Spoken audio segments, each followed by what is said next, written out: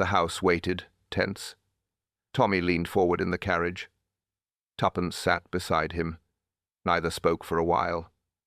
The silence felt heavy. He checked his watch. Late, he muttered. Strange time to call guests. Tuppence replied, Exactly why it interests me. She adjusted her gloves. Her tone was firm. She was restless for answers. The carriage stopped. A tall man appeared. Silver hair, sharp eyes. Welcome to Blackthorn Lodge, he said. Lord Blackthorn. He looked uneasy. Lady Blackthorn followed. Elegant, but her face was lined. Her voice was warm, but strained. Please, come inside. Her eyes moved quickly around the entrance, almost nervous. A butler stepped forward. James. He bowed slightly. Behind him stood Mrs. Hargrove, the housekeeper, her face stern. She gave them a short nod. Oliver, the young footman, hovered behind. He looked restless. Tommy noticed at once. Servants should feel steady. But these three looked unsettled. Something had shaken them. Something recent. Tuppence's eyes caught a detail. A glove lay on the table by the door. Fine stitching, too fine for a servant. Lady Blackthorn wore no gloves. The glove belonged to someone else.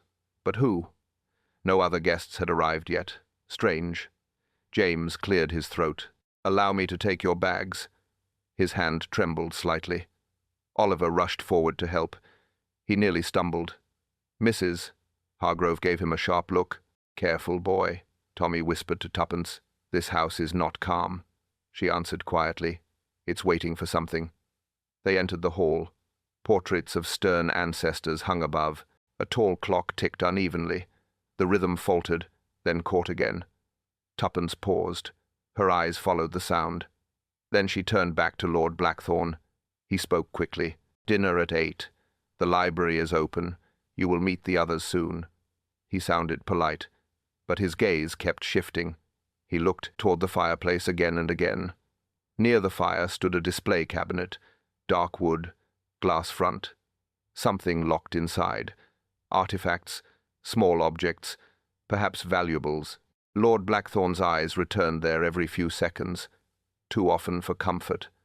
Tuppence followed his gaze. Her expression sharpened. She noticed his unease. She filed it away silently. Tommy felt the weight in the air. Not simple hospitality. Expectation. Almost fear. Lady Blackthorn interrupted. You must be tired. James will show your rooms. Her tone was kind, but her hands trembled slightly as she spoke. Oliver shifted near the door. His eyes darted toward the cabinet, too. Tuppence whispered as they climbed the stairs. The cabinet. Did you see him watch it? Tommy nodded. He guarded it with his eyes. They reached their room. Spacious, orderly, quiet.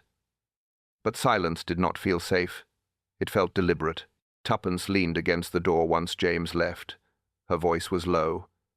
This house hides something, and everyone knows it. She walked to the window. Her eyes searched the grounds. Her voice softened. Secrets don't stay buried, not forever. She turned back, her eyes on the locked cabinet below. Faces reveal more than words. The drawing room filled slowly. Chairs scraped. Footsteps echoed. Voices overlapped in low tones.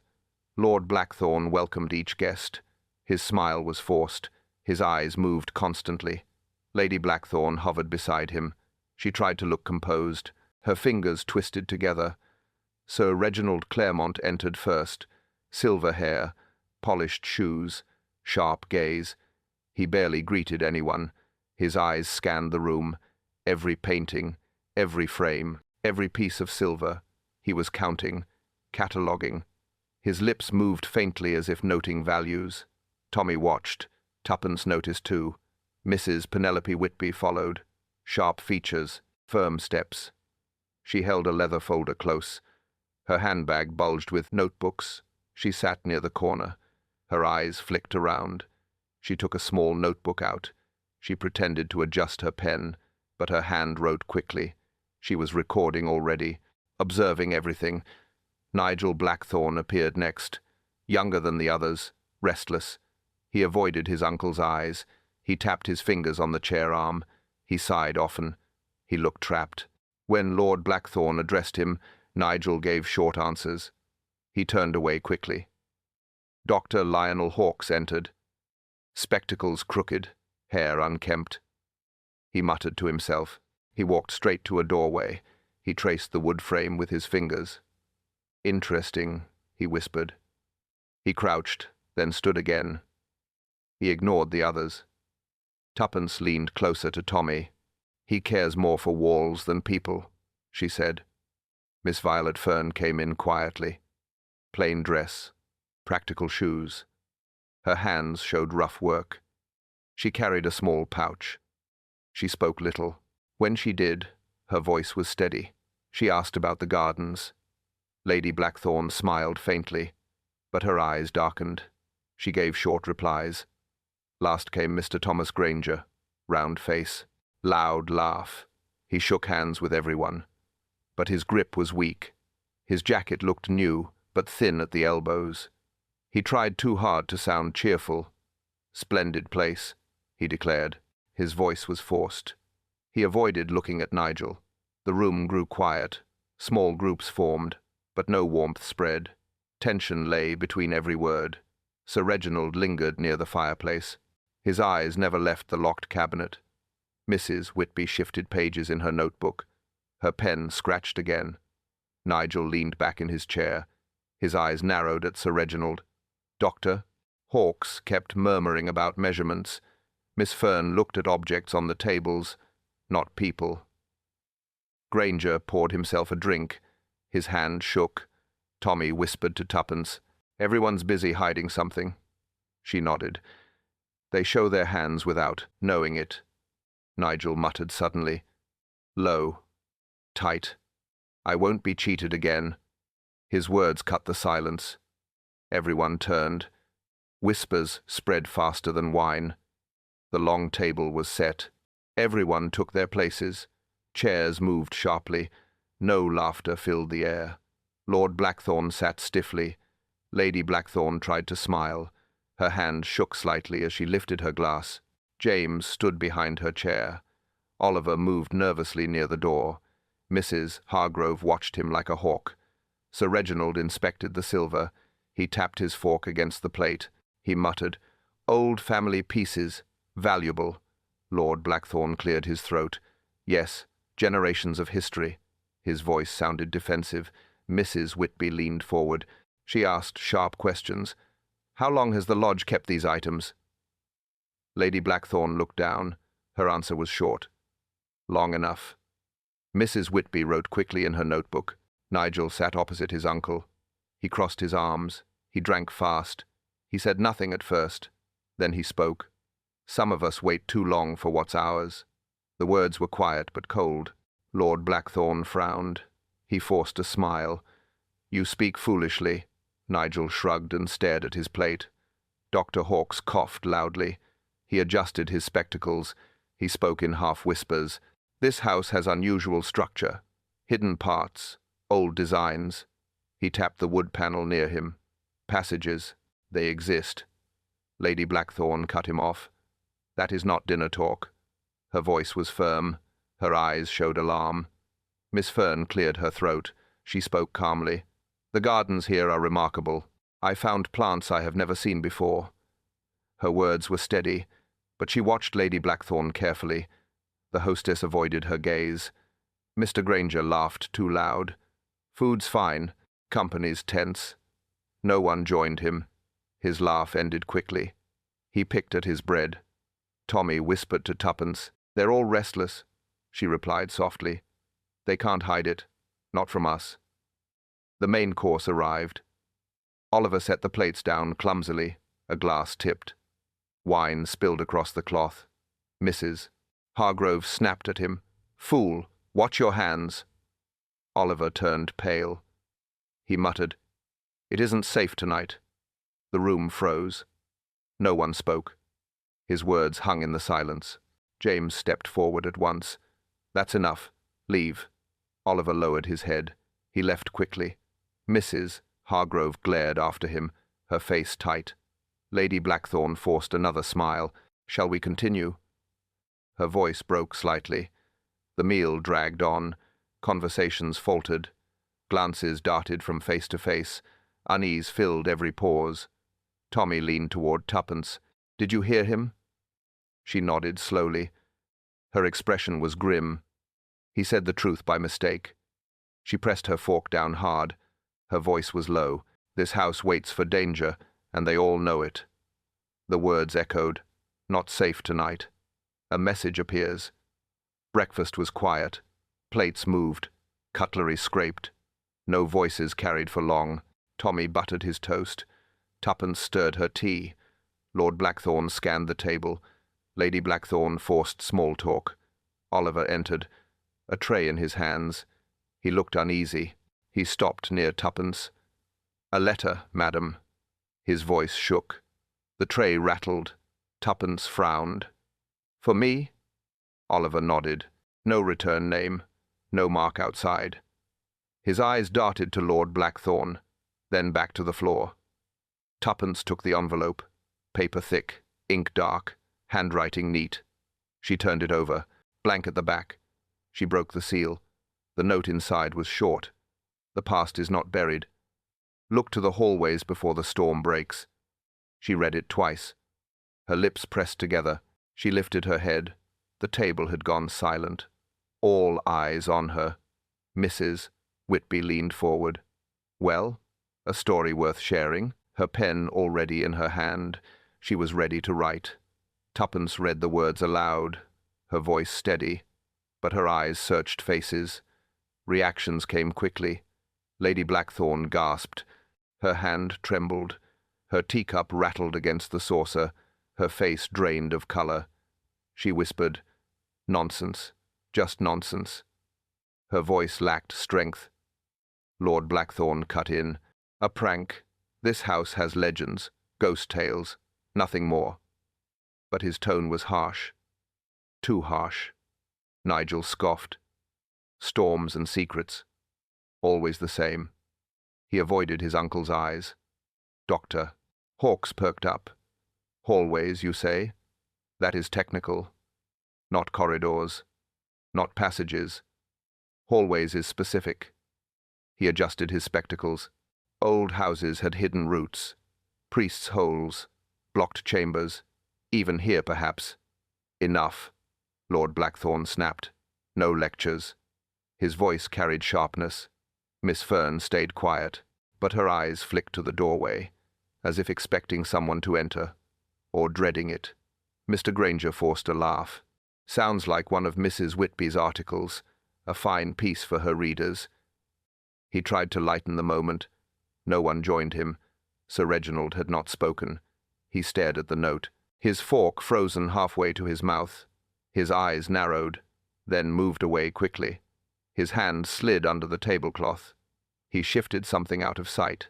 His face was calm, but his fingers twitched. Tuppence noticed. Tommy noticed too. They exchanged a glance. No words, but agreement. The room stayed tense, food untouched, glances heavy, questions unasked. Lady Blackthorn set her cup down. It clattered. She rose suddenly. "Excuse me. I need air." She left quickly. Tommy leaned toward Tuppence.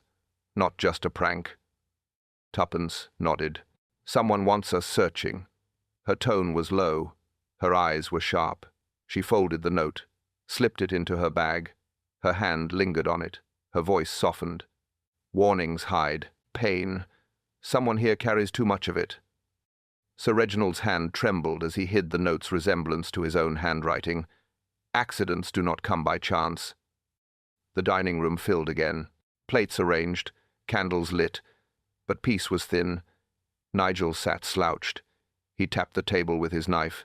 His uncle glared. Nigel smirked back. No words, but tension thickened. Mrs. Whitby took notes under the table. Her pen scratched faintly. Every exchange mattered to her. She recorded without shame. Sir Reginald reached for the wine. His hand slipped. The bottle tipped. Red liquid splashed across Dr. Hawkes's papers. The historian jumped. My notes, my references. He scrambled with a napkin. The stains spread.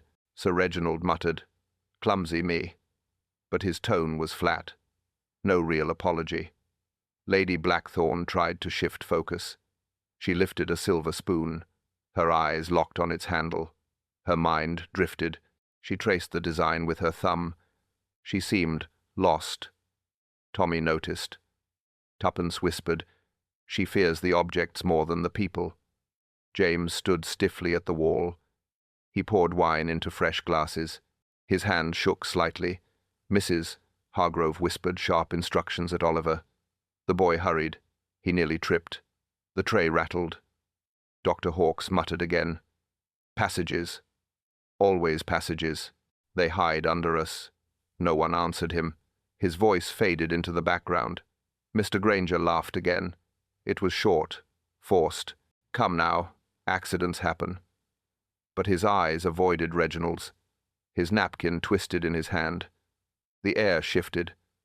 Tuppence's eyes moved to the ceiling. A chain swayed. A heavy lamp above the table. Its clasp looked wrong. Tilted. Loosened. She leaned toward Tommy. "Look up. Do you see it?" He followed her gaze. He nodded slowly. Too deliberate. Oliver stepped forward to refill glasses. He stood beneath the lamp. The chain groaned. Metal scraped. The clasp shifted. Again. Second sabotage attempt. Lamp loosened at dinner. Near accident. The lamp swayed harder. A bolt slipped. The sound was sharp. Everyone froze. Tuppence shouted, "Move!" Her chair scraped back. Tommy grabbed Oliver's shoulder, pulled him sideways. The lamp dropped. Glass shattered. Flames hissed out. The table shook with the crash. Oliver fell to the floor, his face pale. James rushed to him. Mrs. Hargrove gasped. Lady Blackthorn clutched the silver piece tight. Nigel muttered something under his breath. Sir Reginald stared coldly at the wreckage. Dr. Hawkes picked up his ruined notes. He whispered, "Not chance. Never chance." Tommy steadied Oliver. The boy trembled. "I nearly died," he whispered. His voice cracked. Tuppence's eyes scanned the guests. "Someone made sure of it," she said softly. Silence followed. Every gaze avoided the ceiling. No one wanted to admit the truth. Tuppence pressed her hand against the table, her voice quiet. "Fear exposes the guilty. Tonight, someone wanted more than fear." The lamp lay shattered, inches from Oliver's head. A scream cut silence. The house slept uneasy. Clocks ticked. Floorboards creaked. Then it came. A scream, sharp, sudden. It tore through the halls. Doors opened fast. Steps rushed. Voices shouted names. Guests spilled into the corridor. Tommy pulled his coat on. Tuppence already moving. "Library!" someone shouted. They ran together. The doors were wide. The air was tense. Chairs out of place. Papers scattered. The cabinet stood against the wall. Its glass cracked. The lock broken. Wood splintered near the edge. The Blackthorn box was gone. The shelf was bare. Shards on the carpet. A velvet lining torn. Lady Blackthorn gasped. She pressed her hand to her mouth. "My God, no." Her voice shook. Lord Blackthorn staggered forward. He gripped the cabinet. He stared at the empty space. He whispered, "Impossible." Sir Reginald pushed closer. His eyes scanned the frame. He touched the splinters. Broken with force, not skill. Mrs. Whitby wrote fast. Her words filled a page. She muttered, "Stolen treasure. Society will love this." Nigel stood back. He clenched his fists. His jaw locked tight. He refused to meet his uncle's eyes. Dr. Hawkes adjusted his spectacles. He crouched near the damage. Not random. Planned. The marks show leverage. A tool used. He spoke to himself. Miss Fern lingered by the door. She hugged her pouch close. Her eyes darted at every guest. She said nothing. Mr. Granger paced. He wrung his hands. He whispered, "This is ruin. Ruin for all." James arrived late, his face pale. He bowed his head. I was in the hall. He sounded guilty. Mrs. Hargrove glared at him. You should have guarded. Oliver entered last, his steps uneven. He looked at the broken lock, then at the guests. He whispered, Not safe, not safe. Tommy crouched low. He studied the floor. Tuppence knelt beside him. Marks in the carpet. A trail pressed deep. Boots, Tommy said. Too heavy for Oliver, Tuppence added. They followed the trail. The prints crossed the rug. They led to the window. The window stood open. Curtains moved faintly. Cold air entered. The latch broken. Tommy pressed his hand to the sill. Dust disturbed. Clear tracks led outward. Lord Blackthorn sank into a chair. His hands covered his face. All gone. Everything gone. His voice was hollow. Tuppence looked at him, her voice calm. Boxes can vanish, but guilt does not vanish so easily. She folded her arms. Her eyes stayed on the prints. The footprints led straight to the open window. Her voice falters. The guests circled the library. No one sat. Eyes darted from window to cabinet. Whispers spread in sharp bursts. Miss Fern stood near the broken glass. Her hands clutched her pouch. Her lips parted. She finally spoke. I saw someone, she said. Her voice shook. Not steady like before. All heads turned to her. Tommy asked, When? Her eyes flicked to the floor. After dinner. In the passage near the garden door. A shadow moved. Tall. Carrying something. Nigel laughed coldly. Shadows mean nothing. He folded his arms. His tone was harsh. People imagine what they want. Miss Fern pressed on. It wasn't imagination. I saw fabric brush the doorframe. Dark fabric. The figure went toward the library. Her voice thinned. I thought it was nothing. Now I know it was not. Mrs. Whitby scribbled fast. A witness. A real witness, she muttered. Her pen scratched with speed. Dr. Hawkes crouched again. He searched the carpet near the cabinet. His fingers pulled at a thread. He held it up. Cloth. Fine weave. Expensive. Sir Reginald frowned. He touched his sleeve quickly, then folded his arms. He said nothing. Granger shifted by the window. His eyes stuck to the footprints outside. He cleared his throat. They lead out. Straight into the grounds. His voice cracked. They don't come back. Lord Blackthorn looked at him sharply. You sound afraid, Thomas, Granger stammered. Afraid? Number only. Uneasy. Such tracks ruin a family's name. Lady Blackthorn cut in. Enough of names. We must find who broke in. Her words were sharp, but her face betrayed fear. Oliver re-entered slowly. His hands still shook. He whispered, I heard a noise too, like wood scraping. I thought it was nothing. James silenced him with a glare. Speak less, boy. Tommy knelt by the cabinet again. He traced the lock with a fingertip. Tuppence leaned beside him. Her eyes narrowed. She whispered, Strange. Tommy glanced at her. What do you see? She pointed at the edge. No splinter marks here. No pressure lines. The wood is scratched outside. But the lock itself is smooth. Too smooth. She pressed her lips tight. Someone opened it cleanly, not forced.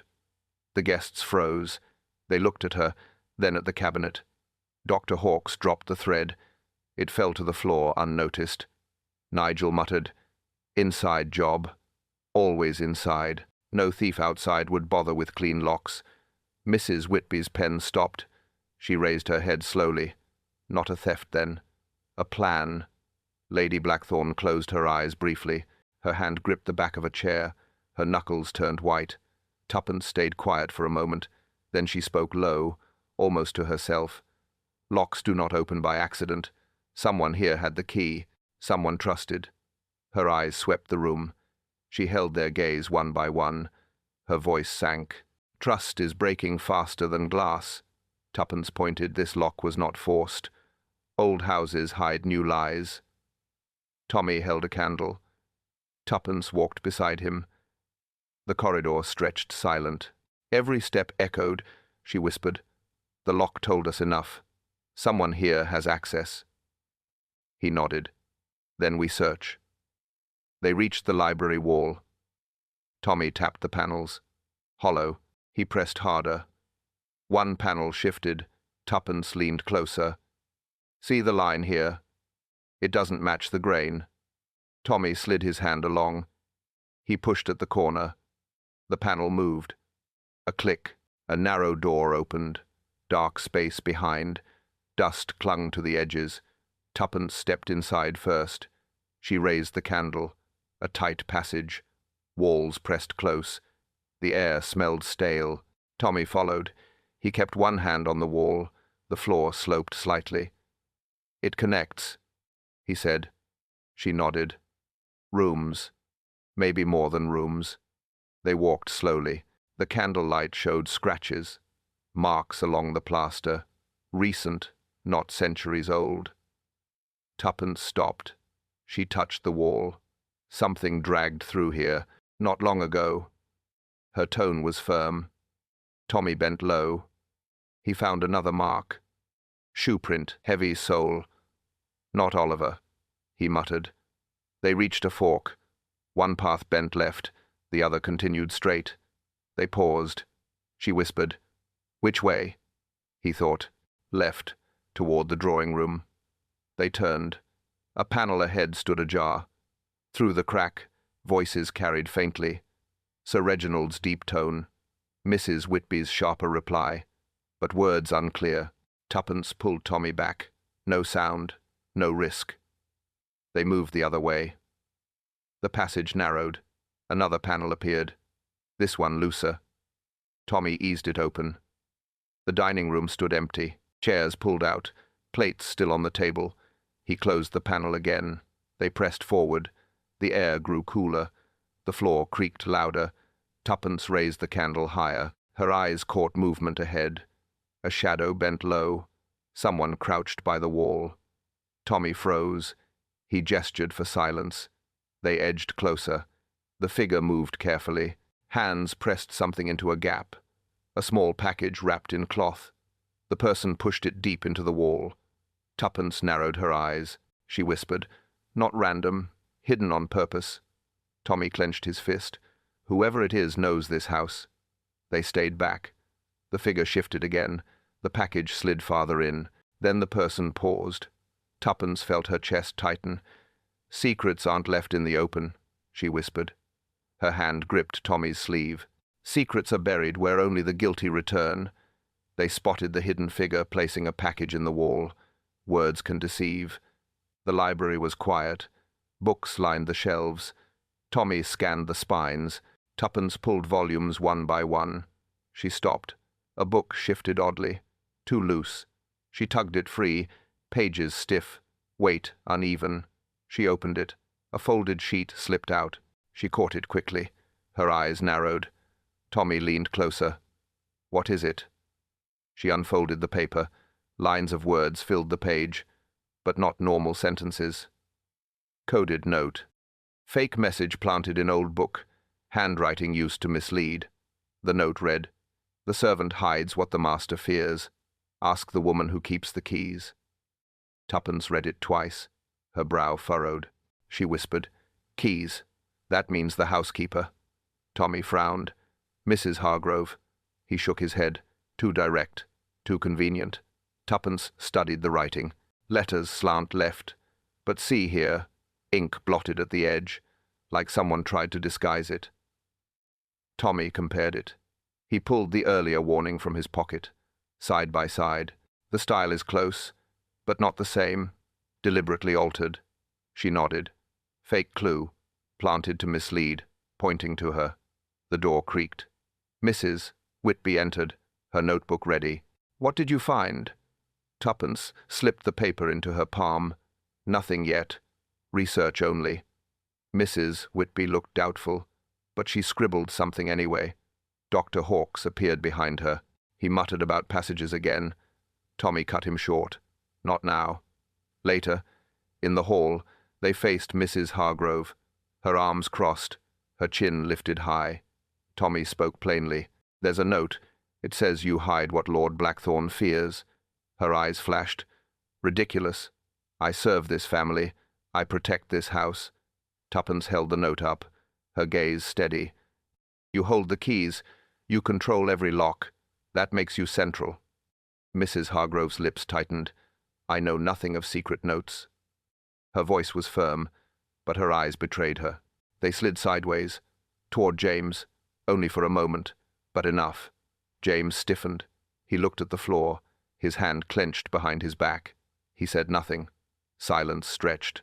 The note remained between them. A false clue, yet dangerous. Tuppence folded it slowly. Her voice lowered. "Lies travel faster than truth, but they leave heavier stains." She slipped the note away. Mrs. Hargrove denied all knowledge, but her glance at James revealed more. Anger uncovers motives. The drawing room grew louder. Voices clashed. Tempers broke. Patience thinned. Nigel stood suddenly. His chair scraped. His eyes locked on Sir Reginald. "You don't belong here." Sir Reginald raised an eyebrow.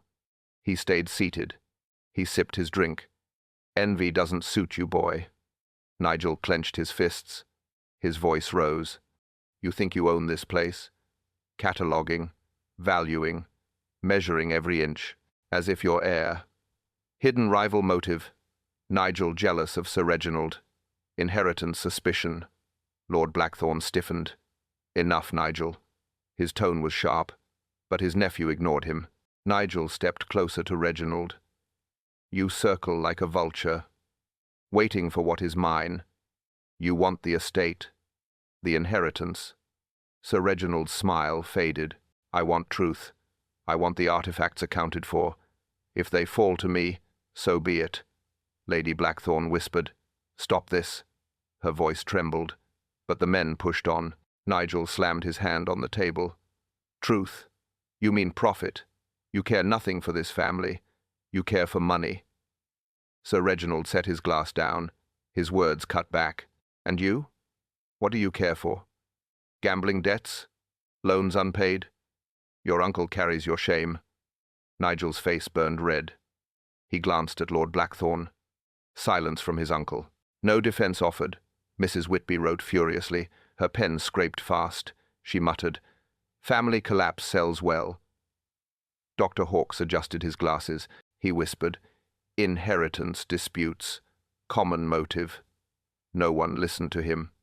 Miss Fern clutched her pouch tighter. Her eyes stayed on Nigel. She studied his shaking hands. "Mr." Granger shifted nervously. He poured another drink. The glass nearly slipped. Nigel shouted again, "I won't be cheated. Not by you. Not by anyone." His voice cracked. Sir Reginald rose slowly. He faced Nigel fully. "I cheat no one, but I will not let a spoiled child ruin this house." The room fell silent. Nigel's breathing came heavy. He looked at each face. Hatred filled his stare. He turned sharply. He stormed toward the door. His steps heavy. The floor shook beneath him. Something clinked. A metal sound. A small object slid from his coat. It fell unnoticed to the carpet. Tuppence caught the glint. Her eyes narrowed. She bent quickly. Her hand brushed against it. A key. She held it up. Tommy leaned closer. "Not just any key," he whispered. "It matches the cabinet lock." Lady Blackthorn gasped. Lord Blackthorn closed his eyes. No one spoke further. Tuppence turned the key in her hand. Her voice quiet. "Locks tell more truth than words, and this truth speaks louder than anger." Nigel stormed out, but the dropped key remained in Tuppence's hand. The ground remembers. Tuppence stepped onto the path. The night was still. The soil was damp. Her eyes scanned the ground. She stopped near a patch of mud. Her hand pointed. "Look here," she said. Tommy bent beside her. A mark pressed deep. Not boots, not shoes. A glove. The shape was clear. Fingers etched in the mud. Tuppence touched the edge. It was pressed down hard. Someone crouched here. Her tone was certain. Tommy nodded slowly. Not an accident. They placed something. She stood and looked around. The prints stretched forward. Boot marks followed. They cut across the grass. Tommy followed the trail, each step deeper than the last. They carried weight, he said. Something heavy. The prints ended near a hedge. Branches bent, leaves scattered. He pushed the hedge aside. Behind it, a wooden door. He examined the lock. Rust chipped away, but scratches looked fresh. He tapped the frame. It opens often. Tuppence leaned in. She pressed at the hinge. The wood shifted slightly. It leads somewhere, she whispered. Tommy stepped back. Passages. It connects to the house, she agreed. It confirms the theft route. They crouched together. He pressed the door open a little. The passage beyond was narrow. Stone walls. A thin draught touched their hands. Tuppence whispered, "This is how they moved unseen. Out here, back inside. No one noticed." Tommy closed the door again. He brushed the soil from his hands. Secret exits make lies easier. Anyone could come or go. Tuppence folded her arms. Not anyone, only those who knew. Her eyes were sharp. Knowledge is the true key. She walked back to the mud. Her gaze fell on the glove mark again. Gloves hide hands, but they leave other traces. Her voice was quiet. Tommy studied her face. "You believe it was deliberate?" She nodded. "Yes. Someone waited here." They pressed the glove down, as if to prove they were outside, to shift suspicion. He frowned. "Then the mark itself is false," she answered. "Yes." Planted. They stood in silence. The hedge loomed behind. The tracks stretched away. Then both froze. A faint sound drifted. Murmurs. Not theirs. Tuppence held her breath. She turned her head. The voices grew clearer. Close. Inside the passage. She whispered, "We're not the only ones searching tonight." Voices echoed from the hidden door. Others were inside the passages too. Not all whispers are lies. The corridor was dim. Tommy moved quietly. He heard voices ahead. He stopped near the study door. The voices were clear now. Lady Blackthorn spoke first, her tone sharp. "This has gone too far," Sir Reginald answered calmly. "It had to be done." He paused. The box had to vanish. Tommy froze. His hand rested on the wall. He leaned closer. Each word carried weight. Lady Blackthorn sighed. "You risk everything. Our name. Our standing. Do you understand the danger?" Sir Reginald laughed softly. "I understand perfectly. But danger pays. And so does insurance." Tommy's eyes narrowed. Insurance. So the theft was no accident. It was planned. Lady Blackthorn's voice dropped lower. "My husband suspects. He watches me. I cannot keep this longer." Reginald cut her off. "You will keep it. You have no choice. Reputation demands sacrifice. Better the box be gone than the truth exposed." Her voice cracked slightly. "What if they find it? What if those two meddle further?" "Tommy and Tuppence?" Reginald said, his tone cold. "They can dig, but they won't prove anything. We've left no trail." Tommy clenched his fists. Every word confirmed suspicion. It was fraud, carefully staged. Lady Blackthorn whispered. "And if Nigel talks?" Reginald answered firmly. "He won't. He has debts. He needs silence more than we do." Tommy leaned back. His mind raced. Motive, method, cover, all laid bare. He turned to leave, but he stopped. A faint scratching sound. Not from inside. Behind him. He looked slowly to his right. A shadow moved. A pen glinted in the light. A notebook. Mrs. Whitby crouched near the corner. She was writing quickly. Her eyes never lifted. Her hand raced across the page. Tommy's breath tightened. If she had heard everything, the story was no longer contained. It was in her hands now. He stepped back silently. He didn't speak. He didn't warn her. He just watched her pen. Tuppence's words from earlier echoed in his head. Lies may spread, but truth always stains deeper. He knew then. This secret was no longer private. It would soon reach further, and it would destroy more than the Blackthorns. Mrs. Whitby sat hidden in the shadows, notebook in hand, recording every word. Notes reveal more than eyes. The study door stood ajar. Tuppence stepped closer. Tommy followed behind. They heard shuffling inside. She pushed the door wider. Dr. Hawkes bent over a desk. His hands shook. Papers spread before him. Tommy spoke firmly. "What are you doing here?" Hawkes spun around. His spectacles slipped. He stammered, "I was only reading." Tuppence's eyes narrowed. "These are not yours." She stepped forward. Her hand moved to the stack. Hawkes blocked her path. "Wait. These concern history, records of ownership. The box, disputed." Tommy frowned. "Disputed how?" Hawkes licked his lips. "Claims, counterclaims, courts involved, documents sealed." He picked up one page. He waved it quickly. "See here. A French dealer made demands. Said the Blackthorns held it illegally." Tuppence grabbed the sheet. She read fast. The words were clear. Court orders. Petitions. The box had been contested. She looked at Hawkes sharply. "You knew this?" He nodded. "I suspected, but I needed proof. Now I have it." Tommy leaned closer. "This theft is no mystery to you. It is a dispute, a cover for claims." Hawkes bristled. "I did nothing wrong. I only searched." Tuppence laid the page beside the coded note. The phrases matched. "See this line? The servant hides what the master fears. It mimics the legal language." Tommy nodded slowly. "Meaning whoever planted the note knew of these disputes." Hawkes swallowed hard. He looked down.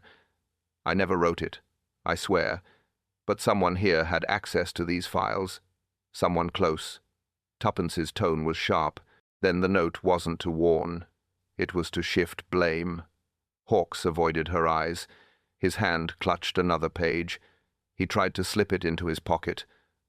Tommy grabbed his wrist. "No more secrets." The historian sagged. He dropped the paper back, his face lined with defeat.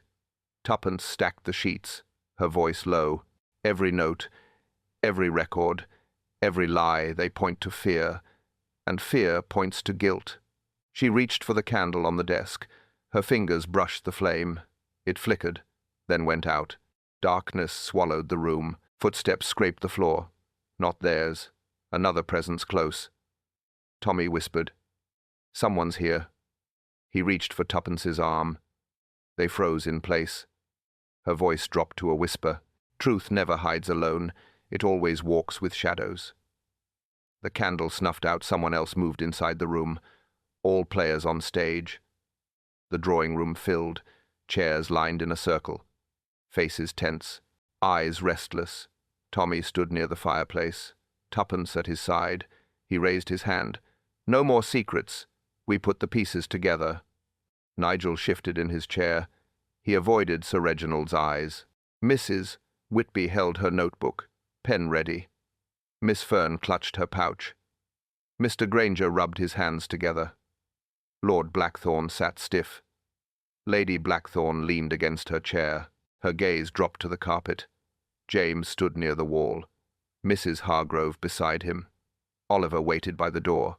Tommy began. First, the glove in the hall, left behind to confuse. Not by chance, by intent. Tuppence stepped forward. Then the lamp at dinner, loosened in advance, meant to harm or frighten, but it failed. Tommy lifted a folded paper. The coded note, planted, pointing at the housekeeper, but the handwriting shifted. False evidence.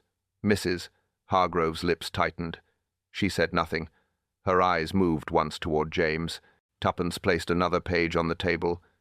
The legal disputes, hidden in Hawkes's notes. They tie the box to lawsuits. Threats of exposure. Threats of ruin. "Doctor," Hawkes muttered. "I didn't write the note." His voice weak. No one responded. Tommy held up the key. Dropped by Nigel. "This fits the cabinet. Proof he had access." Nigel sprang up. "I found it. I didn't steal. It was planted on me." His words cracked. Sir Reginald leaned back, his smile faint. Excuses always follow failure. Tuppence cut him short. You circled every object here, valued them, watched them. Every move you made circled the box. Mrs. Whitby scribbled faster. She muttered, "Perfect collapse. Public will love it." Lord Blackthorn slammed his hand on the armrest. "Silence. You shame us all." Lady Blackthorn's voice broke. "Better shame than prison." Her words slipped out before she covered her mouth. The room froze. Her eyes widened. She had said too much. Tommy's voice cut through. "Every clue ties back here. Gloves, keys, notes. They point to cover, not theft. The box was not taken by chance. It was removed to protect reputations and to claim insurance." Faces shifted. Eyes darted. Murmurs spread. Tuppence's voice was quiet but firm. "When truth hides, it never hides clean. Every mask cracks." She turned to Lady Blackthorn. Her eyes softened. "Fear makes people reckless. Fear also makes them confess." Silence followed. The clock ticked. Each guest held their breath. Sir Reginald stood slowly. He adjusted his cuff. His eyes swept the room. He moved toward the door. Sir Reginald rose to leave, his back turned on the assembly. Truth breaks masks. The room waited. Eyes turned to Tuppence. Her hand rested on the table. Her voice cut steady. The theft was staged. Gasps broke. She continued without pause. Lady Blackthorn and Sir Reginald arranged it. Lady Blackthorn stiffened. Her lips parted. Reginald's face stayed still, but his hand twitched near his cuff. Tuppence lifted the glove, left in the hall, a decoy, meant to distract. She held the note high. Planted in a book. Fake handwriting, designed to frame the housekeeper. But deliberate. Mrs. Hargrove scowled. She crossed her arms. Her eyes narrowed at Reginald. She spoke no words. Tuppence laid the key on the table, dropped in anger, proof of access. Nigel was meant to carry suspicion, but the drop gave truth away. Nigel jumped to his feet. "Exactly. I told you this was framed." He glared at Reginald. "You wanted me ruined." Tuppence raised her hand. "Quiet. Your role was small, used only to thicken doubt." Her eyes moved to Miss Fern. "You saw a shadow, but shadows deceive. You were guided to repeat it." Miss Fern frowned. "I only told what I saw." Her hands tightened on her pouch. Tuppence turned to Hawkes. "You uncovered records, legal disputes. They mattered. But you were baited too. Documents were left in plain sight, so you would reveal them." Hawkes shifted uneasily. He muttered, "I sought truth." His voice cracked. Tuppence's gaze hardened. "Yes, but truth was bent to serve fraud." She pointed at Lady Blackthorn. Her tone sharpened. "You feared exposure. The box carried disputes, its value contested, its history questioned. Better it vanish than your name fall." Lady Blackthorn's hands shook. Her ring clinked against the table. She whispered, "No." Tuppence cut her off. "You brought in Reginald, the expert, the appraiser, but also the partner. Together you made it disappear, and with it came insurance money. Clean profit. No shame. Or so you thought." Reginald smirked faintly. "You can't prove that." Tommy stepped forward. "We don't need to." "Your words did. The box had to vanish. That was yours, not hers." Mrs. Whitby scribbled every word. Her eyes glowed with triumph. The scandal of the century unfolded. Lord Blackthorn trembled. His knuckles pressed white. He stared at his wife. His lips moved slowly. The silence was heavy. Each guest leaned forward. Breath held. No one broke it. Tuppence's voice softened.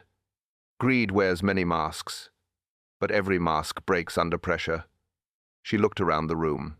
Her gaze rested on Lady Blackthorn. Her tone carried weight. "And now it has broken here," Lord Blackthorn whispered. "Helen, tell me this isn't true. Secrets leave stains." The room stayed silent. Lady Blackthorn lowered her head. Her shoulders shook. She whispered, "I never wanted this." Reginald stood stiff. He said nothing. His eyes darted around. He looked for escape. Tommy stepped forward. "You staged it. Together. For money. For reputation." Lady Blackthorn sobbed. Her hands covered her face. "I was afraid. The lawsuits. The disgrace. I thought this was the only way." Lord Blackthorn's voice cracked. "You destroyed us." He could barely lift his head. Reginald spoke finally. "Fear makes allies of necessity. She had no choice. Neither did I." Tuppence shook her head. "You had every choice. You both chose greed, not truth." James stepped forward, his voice cold. "You let us serve lies. We guarded shadows, not a family." Mrs. Hargrove's lips tightened. Her glare cut at Reginald. "You dragged us into shame." Oliver stood pale. He whispered, "I nearly died under that lamp." His hands trembled. No one answered him. Sir Reginald moved toward the door, but two men blocked his way. Policemen summoned quietly. They gripped his arms. "Reginald Claremont, you are under arrest." He did not resist. He smirked once, then looked at Lady Blackthorn. "You will survive this, but I won't." They dragged him out. The sound of boots faded. The door shut hard. The guests sat frozen. Nigel's face was pale. He muttered, "They used me. All along." Miss Fern whispered, "We were pawns." Her voice was steady, but her eyes shone with anger. Dr. Hawkes pushed his papers aside. "History repeats. Disputes never end." He rubbed his forehead. Mrs. Whitby's pen slowed. She closed her notebook. "This will ruin names, but sell well." Her voice held no shame. Lord Blackthorn sank into his chair, his voice hollow. "Reputation gone. Family broken." Lady Blackthorn whispered, "I thought I was protecting you." Her tears fell. He did not answer. Tommy stood near the window. Tuppence joined him. She spoke softly. "A box can be stolen. It can vanish. But trust once broken cannot be repaired." Tommy nodded slowly. His tone was heavy. "Objects carry value, but truth carries weight, and it crushes when ignored." They stood in silence. The guests drifted out. One by one. The lodge felt smaller. Hours passed. Night deepened. Tommy closed the door of their room. Tuppence set her bag on the table. They both sat quietly. A soft sound broke the stillness. A slip under the door. Paper slid across the floor. Tuppence picked it up. She unfolded it. The words were short. "The Blackthorn box is not gone. Yet." Her eyes met Tommy's. Neither spoke. The final note lay in Tuppence's hand. "The Blackthorn box is not gone. Yet."